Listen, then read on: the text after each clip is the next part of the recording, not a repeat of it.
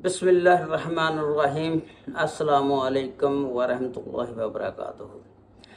जी नाज़रीन, एक तुहाडे नाल बहुत बड़ी ब्रेकिंग न्यूज़ शेयर करन लगा कि अली अमीन गंडापुर वज़ीर आला KPK दे वारंट गिरफ्तारी सैशन एंड डिस्ट्रिक्ट जज इस्लामाबाद ने जारी कर दिते ने। उन्होंने कहा कि कल उन्होंने गिरफ्तार करके अदालत दे विच पेश करो। सियासत दे विच बड़ी हलचल मची हुई आ। उधरों कोर कमांडर कॉन्फ्रेंस भी हुई आ, उहदे विच भी दो टोक अल्फाज दे विच अपने जनरल आसम मुनीर साहब ने कहा कि 9 मई दे बंदियां नूं किसी किस्म की रियायत नहीं दी जाएगी। ते उस तो अलावा अली अमीन गंडापुर नूं गवर्नर KPK ने कहा कि तुसी इतमाद दा वोट लो।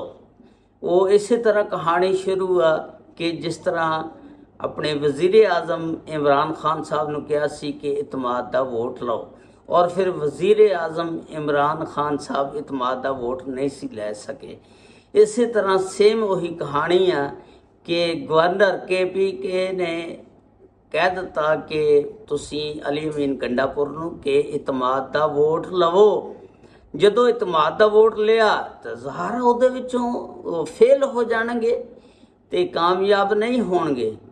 ते दूसरे उधरों इस्लामाबाद अदालत ने भी उन्हां दे वारंट गिरफ्तारी जारी करते ने ते सियासत दे विच एक किस्म दा भौचाल आया होया। उधरों इमरान खान साहब कह रहे ने फौज आए साडे नाल गलबात करे, फौज दा कोई आवे बंदा साडे नाल बैठ के गलबात करे। पहलां तो इस गल ते आंदे नहीं सी कि कोई गल करे, हुण माफिया मंगदे ने हजूरे वाला आजो आके साडे नाल बैठ के गलबात करो। ते बड़ा सियासी भौचाल आया होया।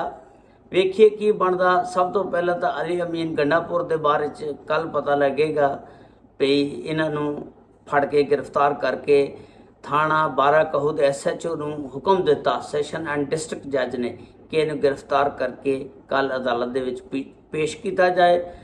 ये सी अज दी ब्रेकिंग न्यूज़ जिहड़ी मैं तुहाडे नाल शेयर की। उम्मीद आ तुहानूं पसंद आई होएगी। कमेंट्स में जरूर दसना कि अली अमीन गंडापुर नूं गिरफ्तार करना चाहिए या नहीं।